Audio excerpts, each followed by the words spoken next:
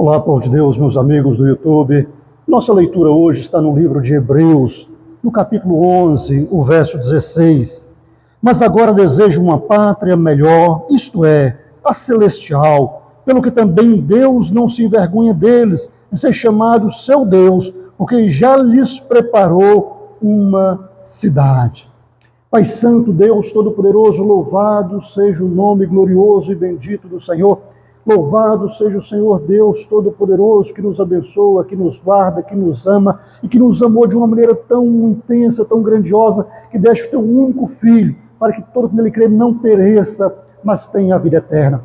Pai querido, agora eu peço ao Senhor, meu Deus Todo-Poderoso, que venha falar conosco através dessa palavra, fale comigo, fale com aqueles que ouvirem essa mensagem, ó Pai, e cumpra o teu propósito em nos ensinar, em nos orientar, em nos fazer compreender, ó Pai querido, a sua palavra, as sagradas escrituras, Senhor meu Deus, conforme a tua palavra mesmo nos diz, ela nos torna sábios, Senhor meu Deus Todo-Poderoso. Então fale a cada um que ver essa mensagem e toca nos corações, no nome de Jesus. Meu irmão, minha irmã, mais uma vez eu peço a sua colaboração. Eu sei que tem pessoas quando ouvem esse nome, já fecha a mão, já fecha o bolso, achando que está falando de dinheiro. E eu não estou falando de dinheiro aqui com você, mas estou dizendo para você que tem visto as mensagens que nós temos proclamado da palavra do Senhor, nosso Deus, que ao ver essa mensagem, ao começar a ver essa mensagem, curta, comenta, compartilha. E se você ainda não é inscrito no canal, que você faça a sua inscrição. Porque fazendo isso, a plataforma entende que esse conteúdo, as pessoas estão gostando dele e vai mandar ele para mais e mais pessoas. Então seja um cooperador conosco na proclamação da palavra do Senhor, nosso Deus. Irmãos, o texto que nós acabamos de ler está no livro de Hebreus, no capítulo 11. O capítulo 11 de Hebreus fala sobre a galeria da fé, sobre homens e mulheres de Deus, fala sobre Abraão, fala sobre Moisés, fala sobre juízes, fala sobre reis, fala sobre mulheres que receberam pela ressurreição os seus filhos, não é? Como aquela sulamita que chegou diante do profeta Eliseu e falou, eu vou te pedir filho, não é? Então, vai descrevendo várias situações aqui, fala de Noé, que pela fé ele construiu uma arca para salvar a humanidade da sua época. Fala de pessoas que creram em Deus e que porque creram em Deus tiveram as suas vidas salvas, tiveram as suas vidas abençoadas, alcançaram livramentos da parte do Senhor nos dias em que viveram. E aqui é descrito a vida dessas pessoas todas, né? Mas a palavra de Deus nos fala sobre essas pessoas, sobre esses homens e essas mulheres, que é chamado aqui de heróis da fé, que eles, embora tivessem tanta fé, eles não alcançaram a cidade que Deus tem preparado. O nosso texto mostra claramente que o lugar que Deus tem preparado para nós conforme lá em Romanos fala, que é o que olhos não viram, ouvidos não ouviram, o coração humano, a mente humana não é capaz de imaginar, é o que Deus tem preparado para os seus. Quando nós lemos o livro de Apocalipse, nos capítulos finais, lá fala sobre a nova Jerusalém, que desce dos céus. O texto que nós lemos fala que o nosso Deus está preparando uma cidade para os seus, para aqueles que são o Israel de Deus, que são os descendentes de Abraão, que são aqueles que creem para a salvação, que creem, têm as suas vidas impactadas pelo poder de Deus, pelo livramento de Deus, pela salvação que Deus traz para a humanidade. E aqui fala que essas pessoas, embora eles alcançaram muitas coisas aqui na terra, que alguns conseguiram vislumbrar um pouquinho das coisas vindouras, das coisas celestiais, mas não chegaram a experimentar. Jesus, durante os seus dias aqui na terra, já concluindo o seu ministério, já chegando aqui à conclusão do seu ministério terreno, do Jesus encarnado, do Verbo encarnado, ele olha para Jerusalém e ele diz: Jerusalém, Jerusalém, que mata os seus profetas e apedreja aqueles que te são enviados. Quantas vezes quis eu acolher-vos como a galinha acolhe os seus pintinhos. Naqueles dias, Jesus estava falando para Jerusalém dos seus dias, para aquela Jerusalém física, para as pessoas que viviam naquela época, e falando da história dessa Jerusalém terrena, que é uma Jerusalém que mata os profetas e que apedreja os enviados do Senhor.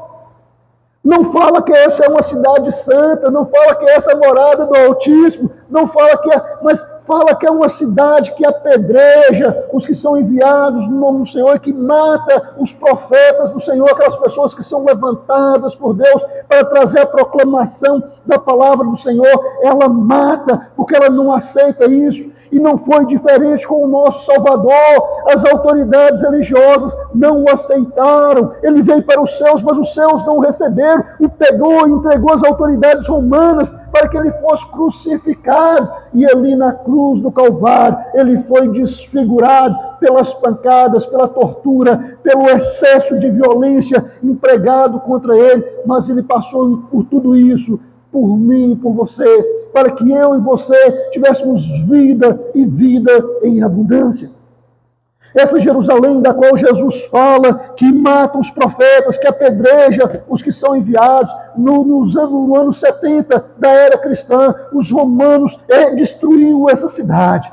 Houve uma insurreição dos judeus contra os romanos, e os romanos entraram lá e acabou com a cidade, e expulsou os judeus de lá.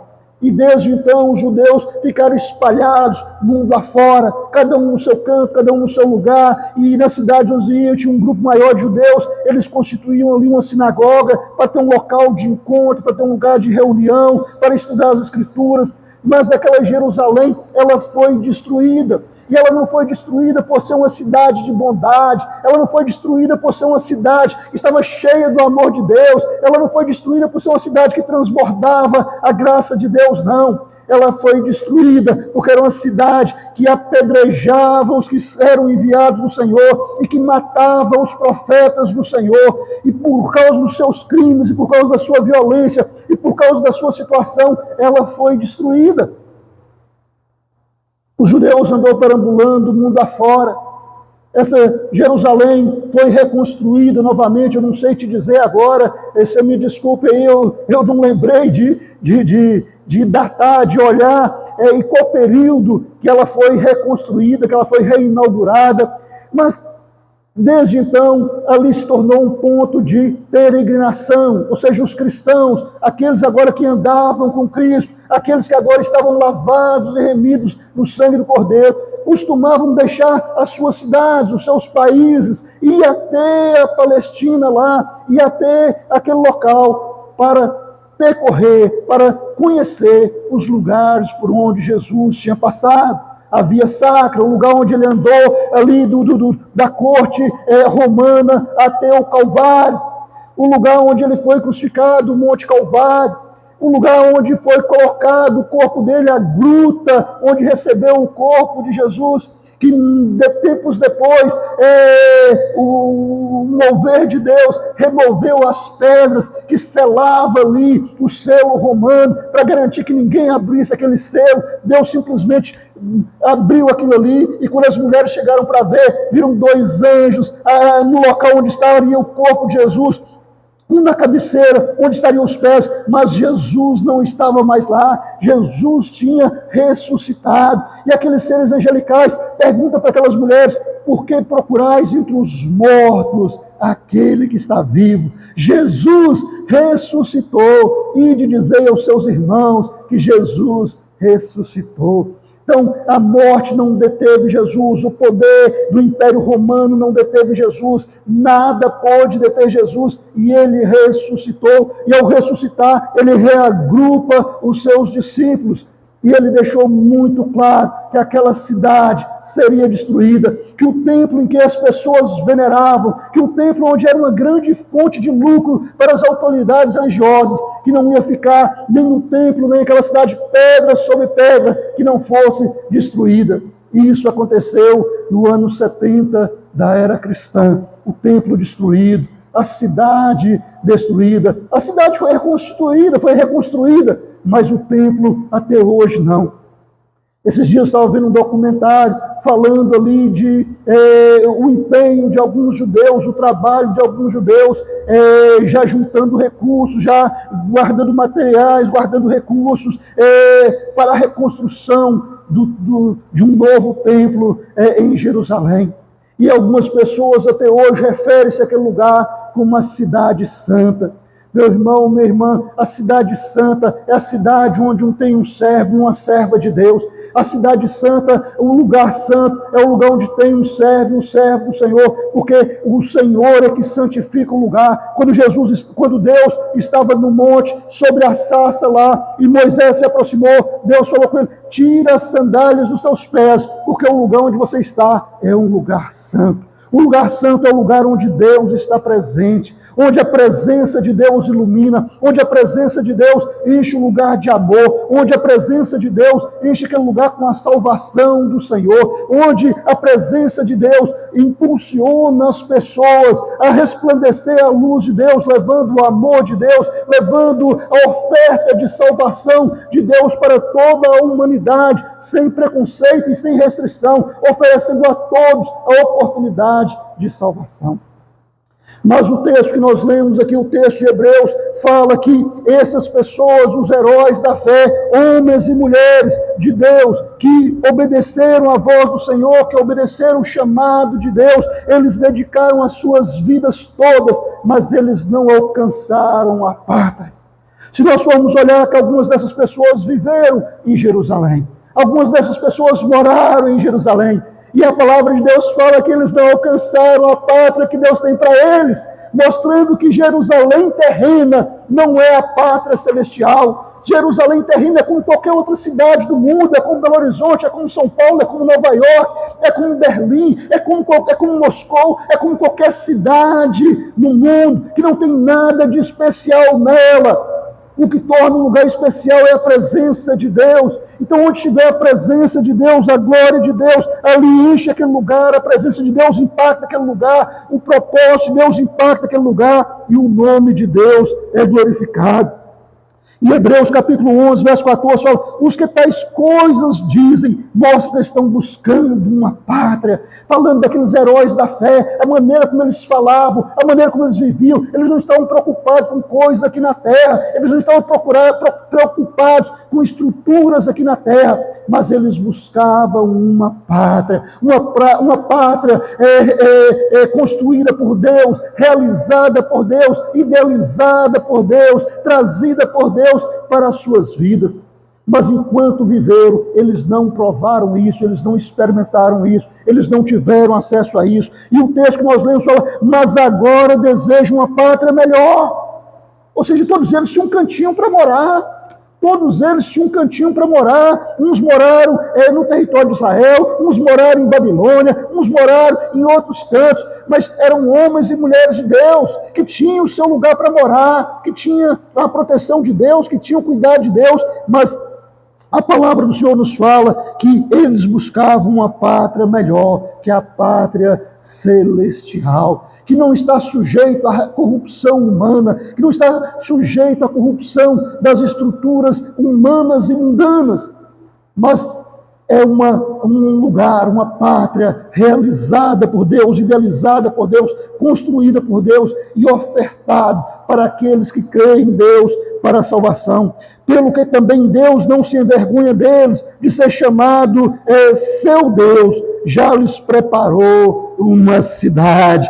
Irmãos, Deus já preparou uma pátria para todo servo dele, para toda serva dele. Deus já preparou um lugar, e esse lugar não é Jerusalém, aqui na Palestina, não. E não é Jerusalém aqui no Oriente Médio, não. É uma pátria celestial, é um lugar de perfeição, é um lugar onde a presença de Deus habita, é um lugar onde Deus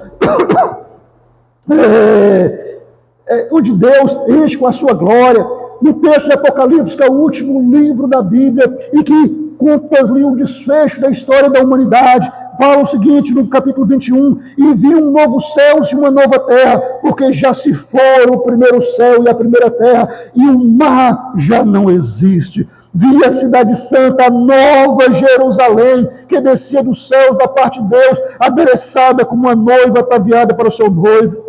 Então, meus irmãos, o nosso lugar não é essa Jerusalém. Essa Jerusalém, se não foi destruída, ela vai ser destruída ainda, ela vai ser acabada. E ainda que não seja, essa não é a nossa pátria, esse não é o nosso lugar, nós não adoramos lugares nenhum aqui nessa terra, nós adoramos o nosso Deus Todo-Poderoso, Criador dos céus, da terra e do mar, e de tudo que neles há, e não somente isso, mas aquele que criou uma pátria para os seus filhos e filhas, um lugar onde não vai ter mais dor, um lugar onde não vai ter mais sofrimento, um lugar onde não vai ter mais opressão, onde o forte não dominará sobre o fraco, um lugar onde que todos serão acolhidos pelo Senhor. O Senhor será a nossa luz. Ela fala que não vai precisar de luz do sol, não vai precisar de luz da lua, porque o Senhor será a nossa luz, o Senhor será tudo aquilo que nós necessitamos, vamos encontrar no Senhor. E ali, na praça dessa cidade, vai passar um rio, e de um lado e do outro terá a árvore da vida, e aquele e as nações virão ali e comerão do fruto. Não fala que uma pessoa vai comer, não fala que Abraão vai comer, não fala que o morto vai comer, mas fala que as nações vão comer do fruto da árvore da vida e serão curados. É uma bênção que é coletiva, não é uma bênção para uma pessoa, para um indivíduo, mas é uma bênção que é ofertada para o mundo que aceitaram a Cristo Jesus como Senhor e Salvador das suas vidas, que não estão presos em estruturas humanas aqui, mas que aguarda de Deus a salvação e aguarda de Deus uma morada eterna, uma pátria celestial, onde não terá guerra, onde não terá corrupção, onde não terá direita ou esquerda, mas terá o Deus Todo-Poderoso, justo, reinando e conduzindo as situações, como só Ele é capaz de conduzir, e ali é a presença do Senhor, e a presença do Senhor é aos céus. Fala que ele não terá nem sol nem lua, não existe terra sem sol nem lua. Então aquilo ali é o céu, é a presença do Senhor, é a Jerusalém que desceu dos céus para nós, é a bênção de Deus que chegou até nós, é a bênção de Deus que veio até a humanidade, é a bênção de Deus, é o presente de Deus que veio para todos aqueles que um dia confessaram com a sua boca e no seu coração crer que Jesus é o seu Salvador e o seu Senhor. Então, meu irmão e minha irmã, que Deus abençoe a sua vida, que você viva nessa terra da melhor maneira que você puder, guiado por Deus, direcionado por Deus, que Deus abençoe os seus dias, que Deus abençoe os seus passos, que Deus abençoe a sua saúde, que Deus abençoe o seu trabalho. Mas fique sabendo você que a nossa pátria não está aqui, a nossa pátria está nos céus, criada por Deus, idealizada por Deus, construída por Deus e ofertada a nós para vivermos e para habitarmos para sempre com o nosso Deus e com o Cordeiro, com Cristo Jesus, que morreu na cruz do Calvário para nos salvar e nos fazer filhos de Deus, herdeiros de Deus e co-herdeiros juntamente com Ele. Que Deus te abençoe, que Deus te guarde, que Deus te proteja, e até uma próxima. Que Deus nos abençoe no nome de Jesus.